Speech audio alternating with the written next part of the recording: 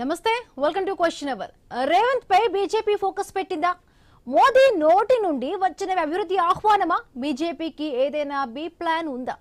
Plan B కి ground work మొదలైందా? రేవంత్ మాత్రం అభివృద్ధి కోసమే అంటున్నారా? కాంగ్రెస్ హైకమాండ్ రేవంత్ పై ఫోకస్ పెట్టిందా? రేవంత్ కు గతంలోని కాషాయం గుర్తుకొస్తుందా? ఏమైనా తేడా వస్తే పరిస్థితి ఏంటి అన్న ప్రశ్నలపై ఇప్పుడు తెలంగాణలో జోరుగా చర్చ సాగుతోంది. హైదరాబాద్ టూర్లో రేవంత్ ను ఉద్దేశించి ప్రధాని మోదీ చేసిన కామెంట్స్ పొలిటికల్ హీట్ ని పెంచాయి.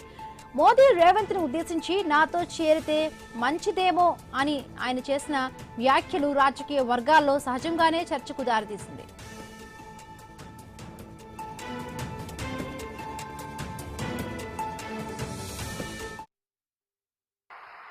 अब हमारे रेवंता जी ने कहा था कि हाँ हम पॉलिटिकल बात नहीं करेंगे, तो मैं भी नहीं करूंगा।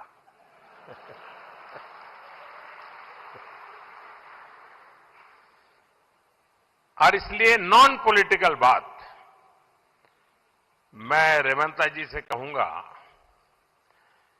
कि 10 साल के शासन में भारत सरकार ने जितना गुजरात को दिया वो मैं आपको देने को तैयार हूं।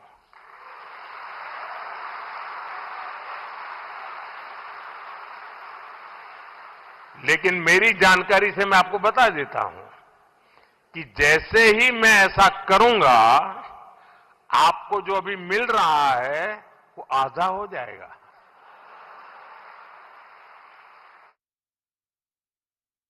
ఇది చూసే వారికి అది సరదా వ్యాఖ్యలా అనిపించవచ్చు. కానీ భారత రాజకీయాల్లో మాట వెనుక అర్థాలు, సంకేతాలు, వ్యూహాలు వేరుగా ఉంటాయంటున్నారు విశ్లేషకులు. ముఖ్యంగా నరేంద్ర మోదీ వంటి నాయకుడు బహిరంగ వేదికపై చేసే ప్రతి వ్యాఖ్య రాజకీయ ప్రయోజనాల కోణంలోనూ పరిశీలిస్తారు. అందుకే ఇప్పుడు ప్రశ్న ఒక్కటే, ఇది కేవలం హాస్య చమత్కారమా లేక తెలంగాణ రాజకీయాలపై బీజేపీ ఆలోచనలకు సంబంధించిన సంకేతమా అనే విధమైన చర్చకు దారితీస్తోంది. ఎందుకంటే బీజేపీ రాజకీయ వ్యూహాన్ని గమనిస్తే ప్రాంతీయ లేదా కాంగ్రెస్ నాయకత్వంలో బలంగా ఎదుగుతున్న నేతలపై ఫోకస్ పెడుతోంది. తమ వైపు తిప్పుకోవడం కొత్త విషయం కాదు. హిమంత బిశ్వ శర్మ నుంచి జ్యోతిరాదిత్యనాథ్ సింధియా వరకు అనేక ఉదాహరణలు కూడా ఉన్నాయి. ప్రత్యర్థి పార్టీలో భవిష్యత్తు ఉన్న నేతలను గుర్తించి వారికి రాజకీయ ప్రాధాన్యతను కల్పిస్తూ తమ రాజకీయ విస్తరణకు ఉపయోగించుకోవడం బీజేపీ అమలు చేస్తున్న విజయవంతమైన వ్యూహం. అందుకే తెలంగాణలో ప్రస్తుతం కాంగ్రెస్ కు ప్రధాన బలం రేవంత్. తెలంగాణ కాంగ్రెస్ ను అధికారంలోకి తీసుకువచ్చిన నాయకుడిగా రేవంత్ కి ప్రత్యేకమైన గుర్తింపు ఉంది. అదే సమయంలో బీజేపీ తెలంగాణలో ఇంకా పూర్తి స్థాయిలో ప్రధాన ప్రత్యామ్నాయంగా ఎదగలేకపోతోంది. ఇలాంటి పరిస్థితుల్లో రేవంత్ పై ఫోకస్ పెట్టినట్టుగా సమాచారం.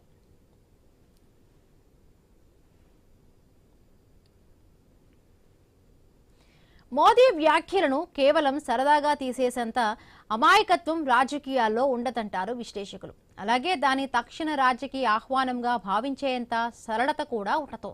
కానీ ఒక విషయం మాత్రం స్పష్టంగా తెలుస్తోంది, తెలంగాణ రాజకీయాల్లో రేవంత్ ఇప్పుడు జాతీయ స్థాయి దృష్టిని ఆకర్షిస్తున్న నాయకుడిగా ఎదుగుతున్న నేపథ్యంలో బీజేపీ అధిష్టానం దృష్టి అతనిపై పడిందేమోనన్న అనుమానాలు వస్తున్నాయి.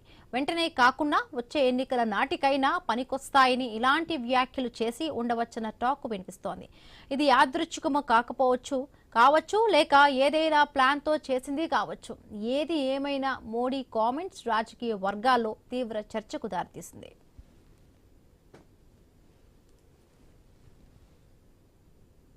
ఇక మోదీ కామెంట్స్ పై పొలిటికల్ గ్రౌండ్స్ లో చాలా వరకు చర్చ జరుగుతోంది. రేవంత్ పై బీజేపీ ఫోకస్ పెట్టిందా అనే విధంగా కూడా చాలా వరకు కూడా అటు పొలిటికల్ విశ్లేషకుల నుంచి కూడా విమర్శలు వస్తున్నాయి. దీనికి సంబంధించి పూర్తి అనాలిసిస్ ని మా కలీగ్ వంశీ అక్కడ న్యూస్ రూమ్ నుంచి సిద్ధంగా లైవ్ లో అందించడానికి ఉన్నారు. ఓటీ వంశీ. గుడ్ ఆఫ్టర్నూన్ బిందు. రాజకీయ నేతల ప్రసంగాలు, రాజకీయ నేతలు మాట్లాడే మాటల వెనుక ఆ మాటలకు అర్థాలే వేరులే అంటే ఎస్ అవుననే చెప్పాల్సి ఉంటుంది. అందులోనూ మోడీ లాంటి నాయకుడి మాట, శ్వాస, ఆశ, అడుగు ప్రతిదీ కూడా రాజకీయం వైపే ఉంటుంది. రాజకీయం కోసమే మాట్లాడుతుంటారు, రాజకీయమే చేస్తూ ఉంటారు ప్రధాని. ఆ విధంగానే తెలంగాణ రాజకీయాలపై పూర్తిగా ఫోకస్ పెట్టామంటుంది భారతీయ జనతా పార్టీ అధిష్టానం. పశ్చిమ బెంగాల్ తర్వాత తమ టార్గెటే తెలంగాణ అంటూ ఇక్కడ సభను పెట్టిన కమలదళం మొదటి అటాకే తెలంగాణ ముఖ్యమంత్రికి ఇచ్చిందా అంటే ఎస్ అవుననే సమాధానం చెప్పాల్సి ఉంటుంది. ఎందుకంటే నిన్న ఏకంగా రేవంత్ రెడ్డి ఆ అంశానికి సంబంధించి వివరణ ఇచ్చుకోవాల్సిన పరిస్థితి క్రియేట్ చేశారు. సో ఇది ఎంత మాత్రము యాదృచ్ఛికంగా కాదు, ఖచ్చితంగా ఒక రాజకీయ వ్యూహంగానే భావించాల్సి ఉంటుందంటున్నారు విశ్లేషకులు. సో ఈ అంశంపై అయితే పెద్ద ఎత్తున చర్చ జరుగుతుంది. రేవంత్ కు బహిరంగంగానే ప్రధాని మోదీ ఆఫర్ ఇచ్చారా, అదేవిధంగా మీరు చెప్తున్నట్లుగా ఏ రాష్ట్రాల్లో ప్రత్యర్థి పార్టీల్లో బలమైన నాయకులు ఉన్నారో ఆ నాయకులను తమ వైపు తిప్పుకోవటంలో అటు మోదీ షా చాణక్యం ఏ విధంగా దేశవ్యాప్తంగా పరిణామాలకు దారితీసిందో కూడా మనం చూసాం. ఇక హిమంత బిశ్వ శర్మ దగ్గర నుంచి చాలా మంది ఇతర పార్టీల నాయకులను నేతలను కాషాయ దళంలోకి తీసుకోవటం, కాషాయ తీర్థం, ఆ తర్వాత అక్కడ అధికారాన్ని కైవసం చేసుకోవటం కూడా మనం చూసాం. సో ఇదే అంశానికి సంబంధించి మాట్లాడదాం బిందు. మనతో పాటు ఈ అంశానికి సంబంధించి మాట్లాడేందుకు శివకుమార్ గారు కాంగ్రెస్ నేత జూమ్ లో సిద్ధంగా ఉన్నారు. ఇక రాజు నేత BJP leader BJP spokesperson మనకు జూమ్ లో సిద్ధంగా ఉన్నారు.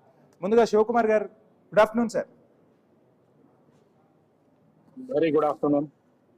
శివకుమార్ గారు, ప్రధాని మోదీ చేసిన వ్యాఖ్యలు ఇప్పుడు తెలంగాణ రాజకీయాల్లో హాట్ టాపిక్ అవుతున్నాయి. నిన్న మొన్నటి వరకు మీరేమో అటు బీఆర్ఎస్ బీజేపీ విలీనం అవుతున్నాయంటే ఏకంగా మీ సీఎంకే అటు భారతీయ జనతా పార్టీకి సంబంధించి ప్రధాని ఒక ఆఫర్ ఇచ్చారన్నట్టుగా చర్చ సాగుతుంది. ఎలా చూస్తున్నారు ప్రధాని వ్యాఖ్యలను? ఏం జరుగుతోంది కాంగ్రెస్ లో? ముందుగా ఐన్యూస్ ప్రేక్షకులకు మీకు ప్యానల్ నమస్కారం. ఈరోజు ఇంతకుముందు మీరు విశ్లేషణలో చెప్పినట్టు బీజేపీ ప్రభుత్వం ఎప్పుడైతే స్థాపించినప్పుడు 2 సీట్లు వాళ్ళకు ఉండేటివి. కాంగ్రెస్ పార్టీ అన్ని రాష్ట్రాలలో అధికారంలో ఉండేది. కానీ ఈరోజు మొత్తానికి కాంగ్రెస్ పార్టీ 4 రాష్ట్రాలలో ఉంది. బీజేపీ మొత్తానికి అన్ని రాష్ట్రాలలో ఇట్లనే విభజించు పాలించు, మొత్తానికి ఏకనాథ్ షిండేలను చేయడము, గొడవలు పెట్టడము. ఇప్పుడు ఇంతకుముందు మీరు చెప్పినట్టు హేమంత్ బిశ్వ శర్మ కాంగ్రెస్ పార్టీ నాయకుడు అక్కడ గొడవ పెట్టి ఆయన బీజేపీలోకి తీసుకొని ఆయన ముఖ్యమంత్రి చేయడం. అంటే మిగతా పార్టీలలో ఉంటేనేమో వాళ్ళు మొత్తానికి కల్పిట్స్ అని, లేకపోతే వాళ్ళ మీద కేసులు ఉన్నాయని. అదే బీజేపీలోకి పోతే వాళ్ళు వాషింగ్ పౌడర్ నిర్మాణలాగా ఫ్రెష్ అయిపోతారు అనేది మనం చూస్తున్నాం. అదే కాకుండా ఇప్పుడు ఆ రకంగా ఆలోచిస్తే ఇంకొకటి కూడా మనం చూడడం జరిగింది. ఎప్పుడైతే బెంగాల్ ఎలక్షన్ లో మనకు జరిగింది, జీవిత ఆశయం ఉండే బెంగాల్లో బీజేపీ ప్రభుత్వం రావాలని. కానీ ఈరోజు బీజేపీ ప్రభుత్వం వచ్చినా కానీ ఈరోజు మమతా బెనర్జీ గారు ఏం చెప్తున్నారు అనేది మనం ఒకసారి అది ఆలోచించాలి. ఈరోజు Mamata Banerjee second line leader ఎవరైతే ఉన్నారో విబంధో సర్కార్ ఆయనను కూడా సువేంద్ర అధికారి ఆయనను కూడా మొత్తానికి టీఎంసీలకి తీసుకొని అక్కడ టీఎంసీలు ఉన్నప్పుడు ఆయన మీద అన్ని అలిగేషన్స్, ఆయన అన్ని మొత్తానికి మోసాలు చేసిండు, లేకపోతే ఆయన అవకతవకలు చేసిండు. కానీ అదే బీజేపీలోకి పోతే ఆయన మంచోడు, ఆయన మళ్ళీ ఫ్రెష్ అయిపోయాడు. తర్వాత ఆయన ఇప్పుడు బీజేపీకి ముఖ్యమంత్రి. ఈ రకంగా ఆలోచిస్తే వాళ్ళు చేసేదంతా మొత్తానికి అంటే బీజేపీలో ఈ పెద్ద లీడర్లు తప్ప సెకండ్ లైన్ లీడర్షిప్ ఎవరు బీజేపీకి పనికిరారు. పక్క పార్టీలకే తీసుకొని పోతాం. అదే కాకుండా మనం అంతగా ఎందుకు అట్రాక్ట్ అవుతున్నారు? ఇప్పుడు మీరు చెప్తున్న పరిస్థితులన్నీ కూడా ఎవరు కాదనలేరు, అవన్నీ కూడా జరిగిన పరిణామాలే మనం చూస్తూ ఉన్నాం. సో ఎందుకు అంత అట్రాక్ట్ అవుతున్నారంటే వాళ్ళపై ఒత్తిళ్లు ఉంటున్నాయా, లేదంటే రాజకీయ అవసరాల కోసం మారుతున్నారా? భారతీయ జనతా పార్టీ వైపు వాళ్ళందరూ మొగ్గు చూపడానికి కారణం ఏంటంటారు? ప్రస్తుతానికి ఇంతకుముందు గతంలో దేశం కోసం ధర్మం కోసం అని ఈ పార్టీ ఉండేది.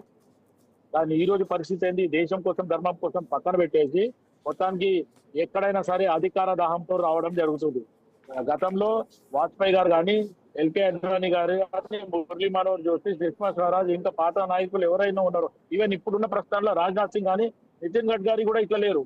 కానీ అమిత్ షా, నరేంద్ర మోదీ ఇది మొత్తానికి వీళ్ళు ఆడుతున్న కుటీల రాజకీయం వల్ల అన్ని పార్టీలన్నిటికీ ఎవరైతే అక్కడ పార్టీల అధికారంలో ఉంటారో వాళ్ళని పూలదోయాలా, మేము అధికారంలోకి రావాలనేది ఒక కంకణం పట్టుకుని వీళ్ళు ఎదుటోళ్ళు మంచిగా ఉంటే వాళ్ళ మీద ఈడీ కేసులు, ఐటీ కేసులు, తర్వాత కేసులు వేయాలా, వాళ్ళు అక్కడికి పోగానే వాషింగ్ పౌడర్ నిర్మాణంగా ఫ్రెష్ అయిపోతారు అనేది బీజేపీ చేస్తున్న ప్రభుత్వం.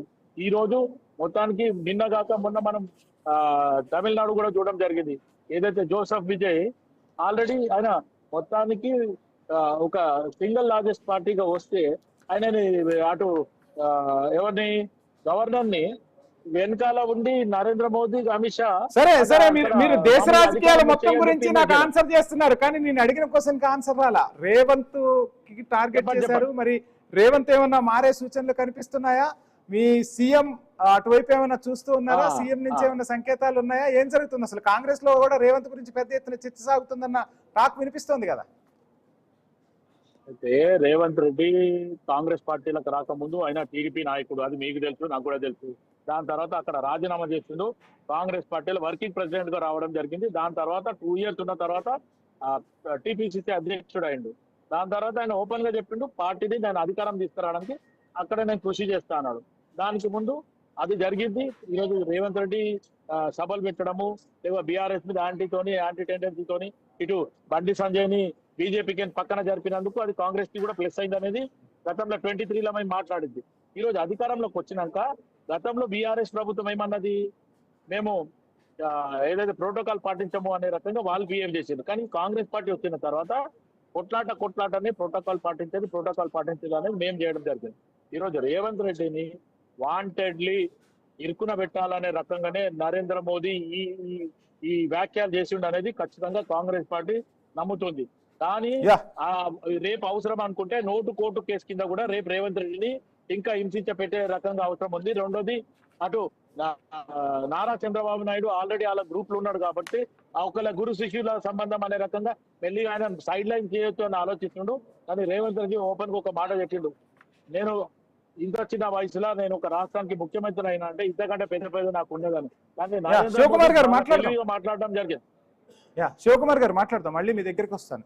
రాజనేత గారు, ఏంటి ఎక్కడైనా సరే అధికారం కైవసం చేసుకోవడం కోసం ఎవరైనా రాజకీయ వ్యూహాలు పన్నుతారు. అందులో భారతీయ జనతా పార్టీ కూడా అతీతమేమి కాదు. కానీ ఇతర పార్టీలలో ఎవరైతే కీలక నాయకులు ఉన్నారో వాళ్లను నయానో భయానో మొత్తంగా భయపెట్టో ఏదో ఒకటో చేసి ఆరోపణలు గుప్పించి తమ వైపు తిప్పుకుంటున్నారు. సో అంతే తప్ప ఎక్కడా కూడా భారతీయ జనతా పార్టీ సొంత లీడర్లు లేరు, సొంత నాయకత్వం లేరు. తెలంగాణలో కూడా ఇప్పుడు అటువంటి నాయకత్వము, అటువంటి లీడర్ కనపడక రేవంత్ పై కన్నేశారు. రేవంత్ టార్గెట్ గా మాట్లాడారు ప్రధాని అని చెప్తున్న పరిస్థితి ఏంటి, ఎలా చూస్తున్నారు ఆ వ్యాఖ్యలు? గుడ్ ఆఫ్టర్నూన్ అండి అందరికి. ఈరోజు మీరు అన్నట్టు బీజేపీ పార్టీ రాజకీయాలు చేస్తున్న మాట వాస్తవం. కానీ భయపెట్టి లేకపోతే బ్రతిమిలాడి మా పార్టీలో ఎవరు లేరు మీరు రావాలి అనేటువంటి మాటలు బీజేపీకి రావు, అది అవసరం కూడా లేదు. ఎందుకంటే బీజేపీ పార్టీ ఈ రోజు దేశంలోనే అత్యధిక రాష్ట్రాలలో అధికారంలో ఉన్నటువంటి పార్టీ. 21 రాష్ట్రాల్లో ఈరోజు మా ఎన్డీఏ అభ్యర్థులు ఈరోజు ముఖ్యమంత్రులుగా ఉన్నారు. 2 సీట్లు 1 సీటు లేని చోట కూడా ఈరోజు బీజేపీ సొంతంగా అధికారంలోకి వచ్చింది. వెస్ట్ బెంగాల్లో చూసినాం మొన్న ఏం జరిగిందో. కేవలం 3 సీట్లు ఉంటే ఈరోజు 200 పైచిలకు సువేంద్ర వచ్చిన తర్వాతే కదా అక్కడ భారతీయ జనతా పార్టీ బలం పెరిగింది. మొత్తంగా సువేంద్రుని లాగేసుకున్న తర్వాతే కదా అక్కడ చీలిక తీసుకొచ్చే కదా భారతీయ జనతా పార్టీ వ్యూహం పన్నింది. సో అదే విధంగా తెలంగాణలో కూడా చేయబోతుందా అన్నదే ప్రశ్న. అదే సార్ నేను ఏమంటున్నా, 200 పైచిలకు స్థానాలు బీజేపీకి సొంతంగా వచ్చినాయి కదా. మేము ఏ పార్టీతోనైనా పొత్తు పెట్టుకుంటామా, లేకపోతే వేరే పొలిటికల్ పార్టీలకు వచ్చినటువంటి సీట్లను కలుపుకుంటే మాకు 200 పెరిగినాయా? సో అట్లాంటిది ఏమి లేదు. తెలంగాణ రాష్ట్రంలో కూడా మొన్నటి సభతోని పరేడ్ గ్రౌండ్ లో ఏదైతే సభ పెట్టడం జరిగిందో ఆ సభతోని తెలంగాణ రాష్ట్రంలో రాజకీయాలు ఎండాకాలం వేడెక్కిన మాట వాస్తవం. ఎందుకనంటే 2 లక్షల పైచిలకు ప్రజలు మోడీ గారి బహిరంగ సభకు వచ్చారంటే it is not a joke. ఎందుకంటే ఎన్నికలు లేని సందర్భంలో మోడీ గారి సభకు ఇంత పెద్ద ఎత్తున హైదరాబాద్ మహానగరంలో రోడ్లన్నీ మొత్తం కూడా ఫుల్ అయిపోయి కిలోమీటర్ల మీద ట్రాఫిక్ జామ్ అయిందనంటే, సరే ఏ పార్టీ అయినా జన సమీకరణ చేస్తుంది, అందుకు భారతీయ జనతా పార్టీ కూడా అతీతమేమీ కాదు. ప్రధాని సభ అంటే ఖచ్చితంగా జనం తరలిస్తారు. ఎలక్షన్స్ ఉన్నప్పుడు మీరు అన్నమాట వాస్తవం. ఎలక్షన్స్ ఉన్నప్పుడు పెట్టిన బహిరంగ సభలకు వస్తారు. కానీ ఇప్పుడు ఎలక్షన్లు ఏమీ లేకపోయినా కూడా మోడీ గారి మీద అభిమానంతోని, బీజేపీ మీద అభిమానంతోని ఈరోజు బీజేపీ దేశవ్యాప్తంగా సుపరిపాలన ఎట్లా చేస్తుంది, అభివృద్ధి మంత్రాన్ని ఎట్లా జపిస్తున్నది, 2047 వికసిత భారతానితోని ఏ రకంగా ఈ రోజు ప్రణాళికలు రచించి ముందుకు పోతుందో వీటన్నిటికీ ఈ రోజు జనామోదం ఉన్నది ప్రజల లోపల.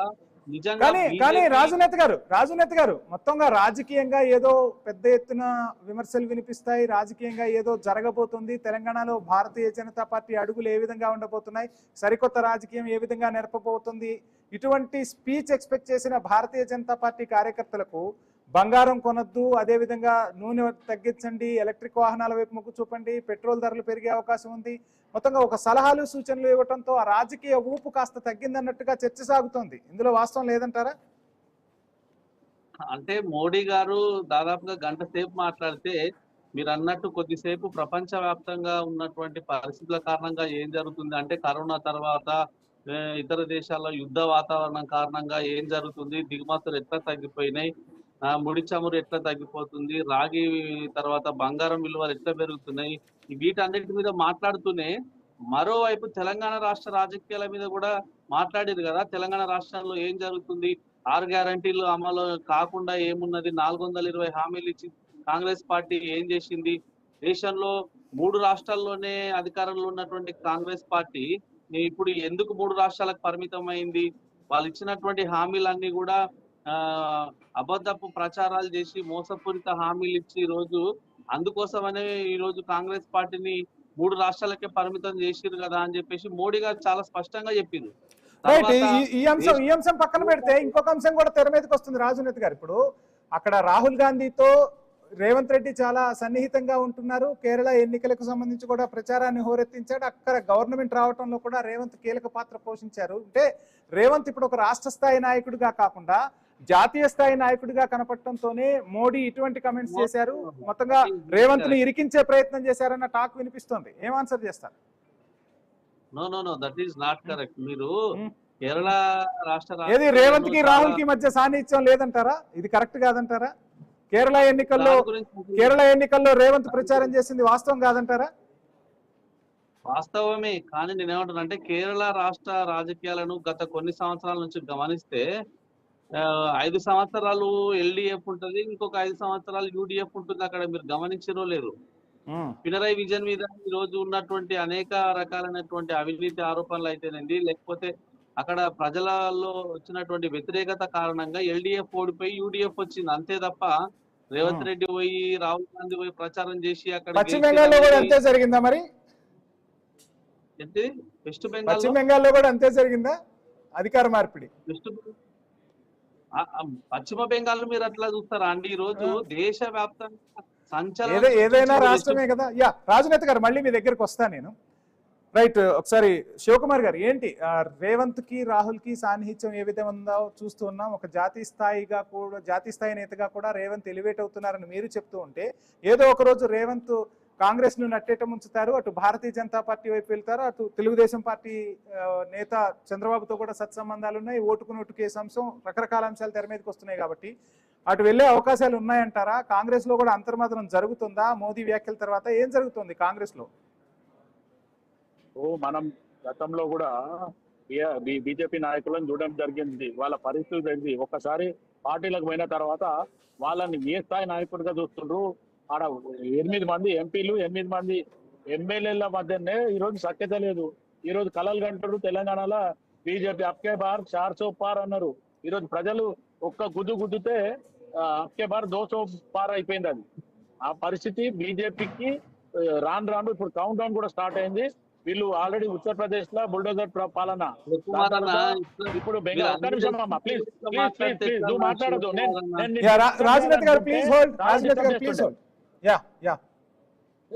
ఎందుకంటే you are stopping my flow. That's what I'm saying. Don't disturb me. You just note down itself. You ask me another question. అయితే ఇక్కడ ఏమైతుందంటే బెంగాల్ తీసుకోండి.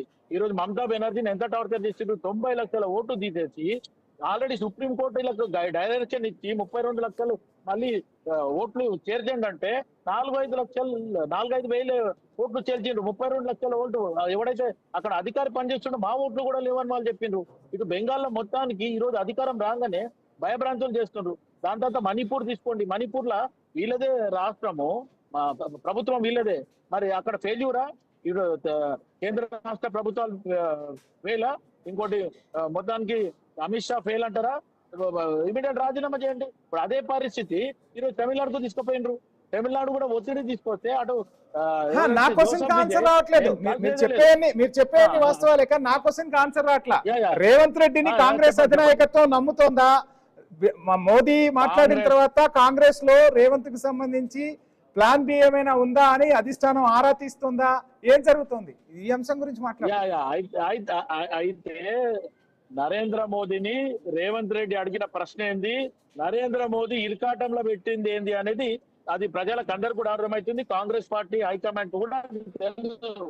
ఇప్పుడు ఆయన అడిగింది ఏంది, మన్మోహన్ సింగ్ గారు ప్రధానమంత్రి ఉన్నప్పుడు, నువ్వు ముఖ్యమంత్రి గుజరాత్ ఉన్నప్పుడు మేము ఎట్లయితే నీకు నిధులు ఇచ్చినామో నువ్వు కూడా మాకు అట్లా నిధులు ఇస్తే మేము తెలంగాణని అభివృద్ధి చేస్తామని రేవంత్ రెడ్డి అడగడం జరిగింది. కానీ దానికి సమాధానం ఏం చెప్తాడు నరేంద్ర మోదీ?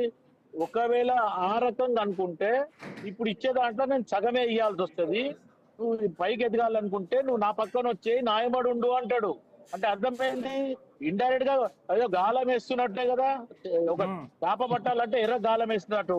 కానీ రేవంత్ రెడ్డి దానికి ఏం భయపడలేదు, మొత్తానికి మర్యాద పరంగా మాట్లాడిండు తప్ప అది ఒక అధికారమైన ప్రోగ్రామ్ కాబట్టి అటు స్టేట్ గవర్నమెంట్ సెంట్రల్ గవర్నమెంట్ ఉండాలి కాబట్టి ప్రధానమంత్రి ముఖ్యమంత్రి ఒకటే వేదిక మీద మాట్లాడడం జరిగింది. కానీ అది ప్రజలకు అర్థమవుతుంది. కాకపోతే నరేంద్ర మోడీ నవ్వుతూ చురుకు పెట్టిండు అనేది ఈ రోజు బీజేపీ శ్రేణులకు కానీ ఆ మిగతా వాళ్ళకి అందరికీ కూడా తెలుసు. ఆయన వాంటెడ్లే వీళ్ళ మధ్యన కన్ఫ్యూజన్ ఏర్పాటు చేయాలా, వీళ్ళ మధ్యన అంటే రాహుల్ గాంధీ దగ్గర కూడా రేవంత్ రెడ్డి తప్పు, రేపు అవసరమైతే మేము పిలిస్తే వస్తాడు అనే రకంగా సంకేతాలు పంపించేలాగానే నరేంద్ర మోదీ మాట్లాడింది. ఇవన్నీ దొంగ మాటలు.